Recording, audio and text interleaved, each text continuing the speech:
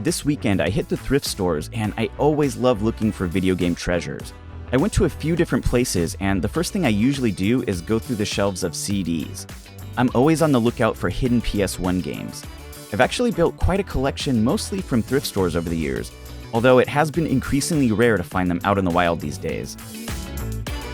So I was scanning through the hundreds and hundreds of CDs, and not all of them have a side label, so you can't easily tell what they are. Most of the time, they're just loose CDs or someone's old Heartbreak mixtape from the early 2000s, but I had a gut feeling that I should check them all this time, and I'm glad that I did. As I was digging around, I found Jackie Chan's Stunt Master for the PlayStation 1, and this is a game I've never played before, so I'm excited to give it a try. While I picked that game up, there were a few I left behind. I'm not big into collecting PC games, but I saw a few childhood classics. Putt-Putt Enters the Race, Putt-Putt Joins the Circus, and Putt-Putt Travels Through Time. Say that 10 times fast.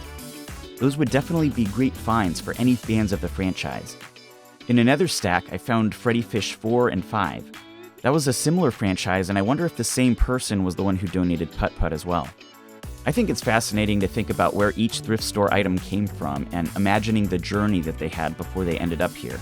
I also found an empty case for a Pokemon video CD, if anyone remembers that format.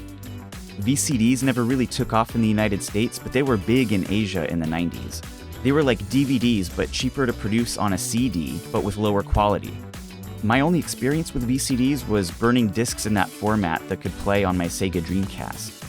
It really brings back memories thinking about that time in my life. I also looked through the DVDs in hopes of finding more games, but the only thing I saw was a copy of Wii Fit. There was a stack of Harry Potter and Lord of the Rings DVDs.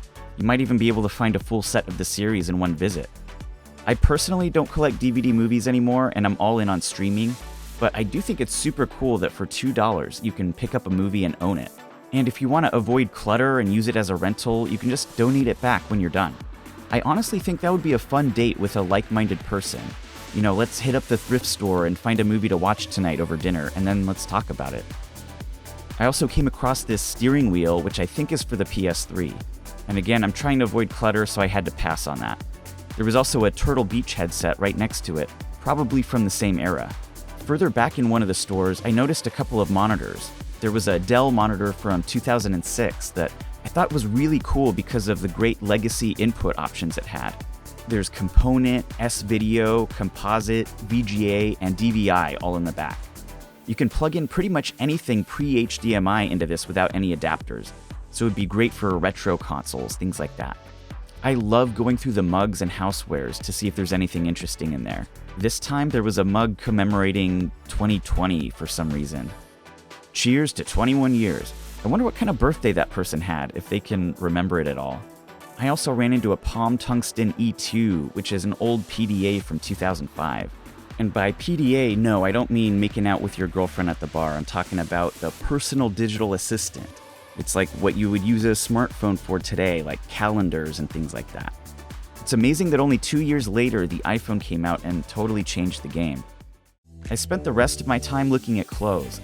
I love clothes shopping at thrift stores because you can find some really great stuff for cheap. And it's better for the environment to not constantly be buying new clothes if you can avoid it. Some of the things I passed on but were still cool: a pixel art Spider-Man shirt that uses what I think is a sprite from one of the classic games. Maybe it's from Marvel vs. Capcom or one of the other arcade titles. If you happen to know what game this sprite is from, let me know in the comments.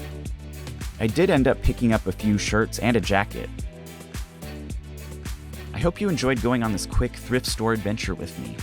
If you want to see more in the future or want to check out my game reviews, make sure to subscribe, and I'll see you next time.